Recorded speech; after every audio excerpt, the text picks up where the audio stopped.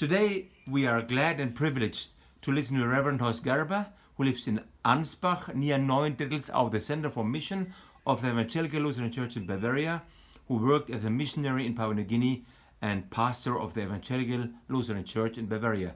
Welcome to this video, to this feature, and following more videos on this channel.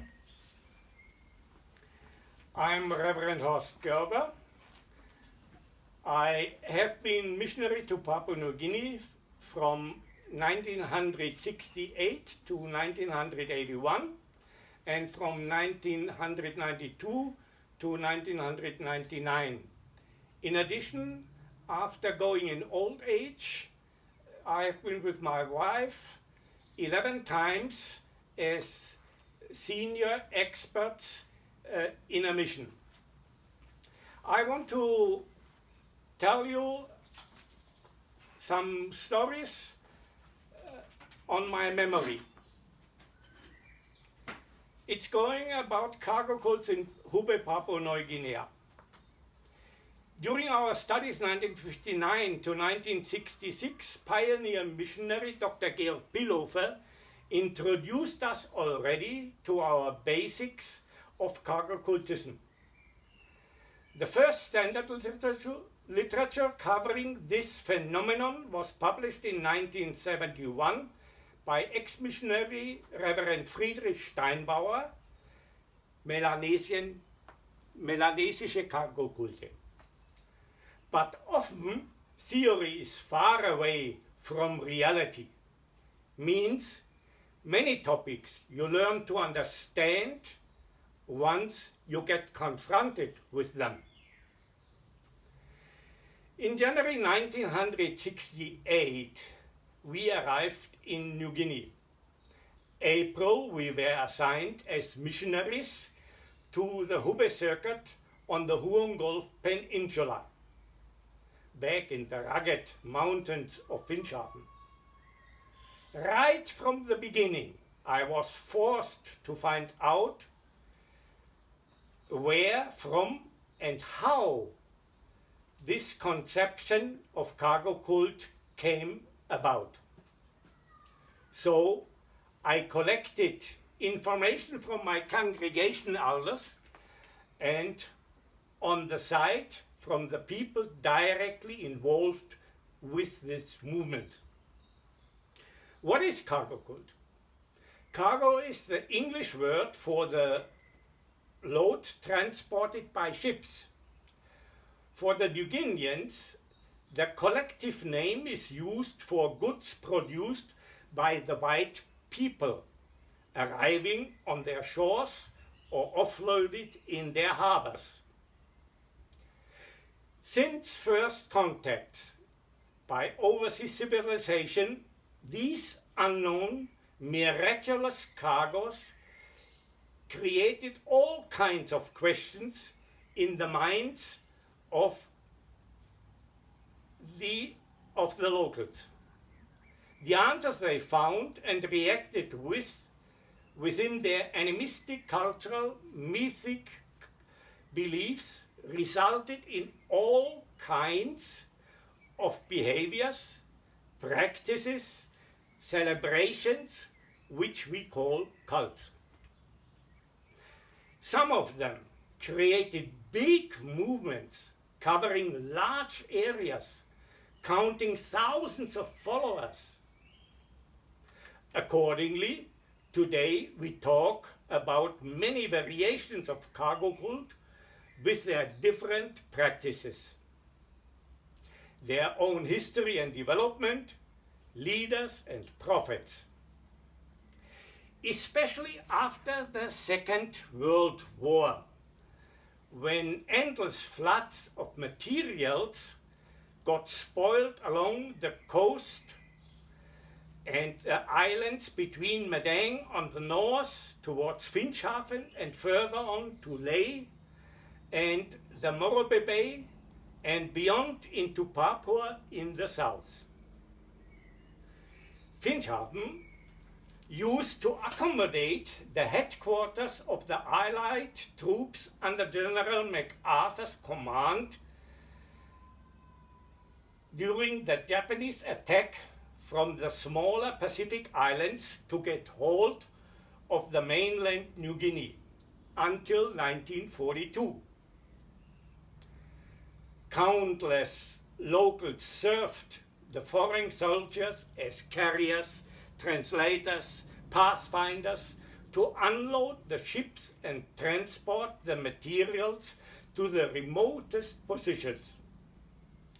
They all witnessed the overwhelming supply and wealth of the foreigners. They were fascinated by their planes, cars, trucks, weapons and ammunition, machines and equipment, and their high efficiency. Of course, they wished to participate in that demonstration of power. Though they tried to reproduce the things they dreamt of.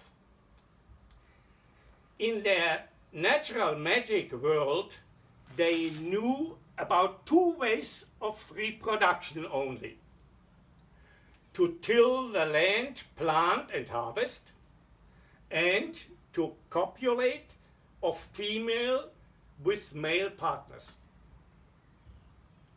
The rise of cargo cult after World War II. In 1922, first known cargo cult movement, the so-called Geldzauber, money magic, had emerged under the leadership of Tutumang, Mutari and Tikombe from the Wemora Mape area close to Finschhafen. Although the pioneer evangelists in Ogramnang, in the Bulum Valley, Ngetsingu and Zengero came from the same family line. From their vernacular Kote language also derives the local name Mangzo, the fire within. Almost all the early movements emerged in the most remote area of Hube, up in the Bulum Valley at the foot of the giant Sarowaget mountain. For the local population, this is the home of their ancestors, from where their spirits move to visit and influence them in their everyday life. Our circuit president Sigayong from 1965 to 75 suspects this close connection was not accidental. Gando, the prisoner of war. It happened in 1942 that the Japanese had captured the main city Rabaul on New Britain Island. From there, they tried to get hold of the north coast of New Guinea mainland. The man's name was Gando from Origena, village in Hube. He used to work as a seaman on ships sailing between the islands and the mainland. The invaders needed locals to help them shoring along the coastline and translate there into local languages.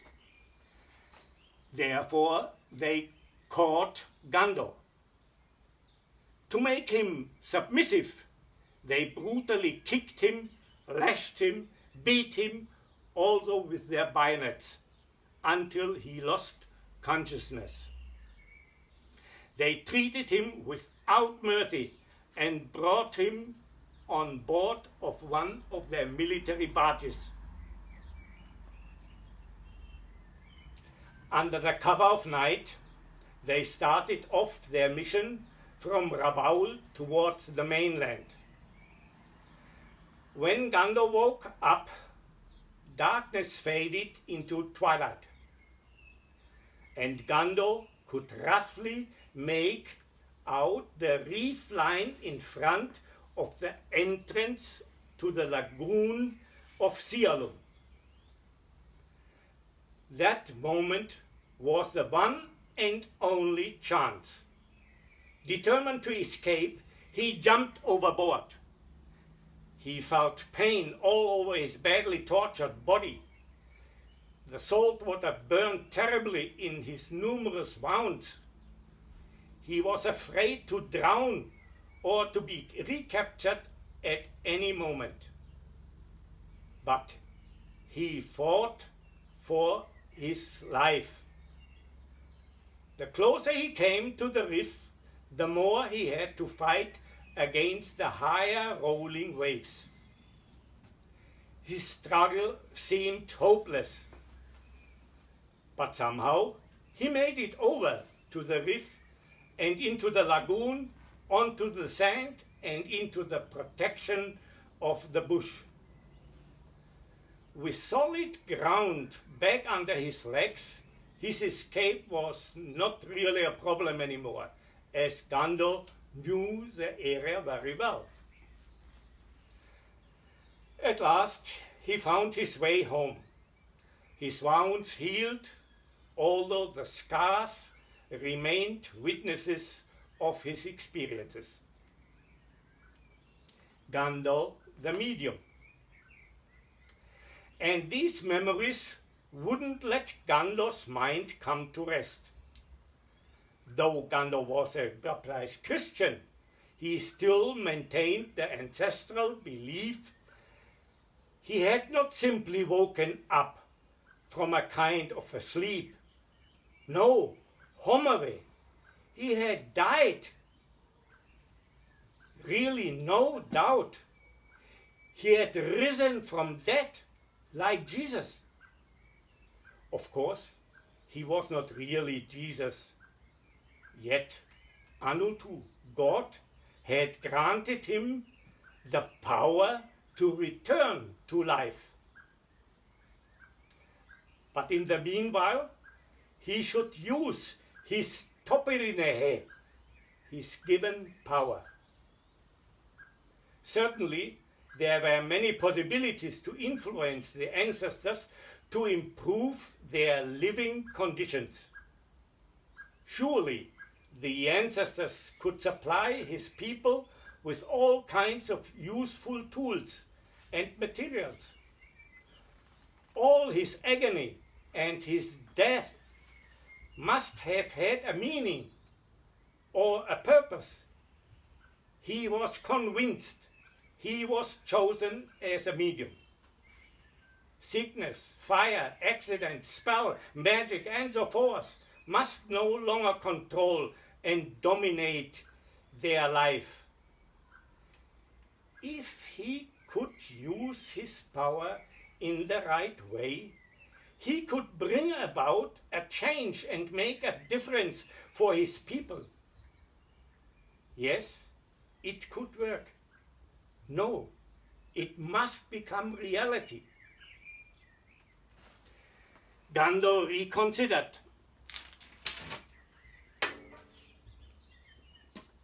In former times, the young ones were circumcised by their fathers, although they were immunized with specifically prepared arrows, so that the enemy's weapon could not do any harm anymore. Naturally, they did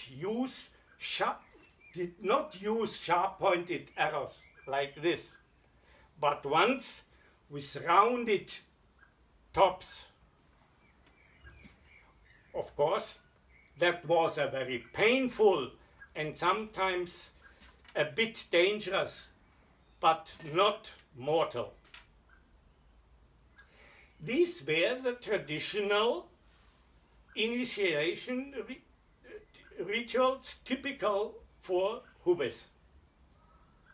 Gando transformed these rituals for the purpose and used them to indicate his followers, to initiate his followers, to protect them from all kinds of dangers and accidental harm. But too, these rituals served the purpose to become a recognized, acknowledged follower by the ancestors and the community. He could be sure that nearly every Hube would accept and trust this method, even most of the average Christian. These procedures matched very well the mythical logic that they were able to believe and to follow them. And they did, because it helped them to cope with all the traumatic experiences of the war and to gain their identity again.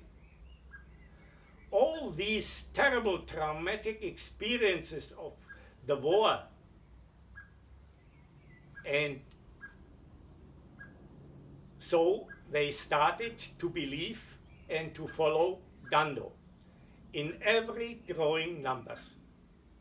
For the majority of them, these practices stood in no contradiction to the Christian belief. On the contrary, they understood them to be a necessary additional ceremony and sometimes even an emotional enrichment for their congregational development. Gando himself did not start further activities to obtain certain gifts or goods or collect any wealth from the ancestors. He only gathered his initiated followers for large meetings and festivities with opulent meals, so-called mumus, that is, cooked meals on heated stones in ground holes, containing pig meat with taros, vegetables, and wild ferns covered up with banana leaves. But the pig's blood they offered to the ancestors' spirits underneath their men's houses to achieve their favor and win their support.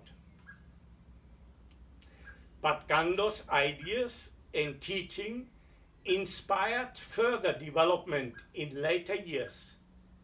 Others reached out for more. That's it for today.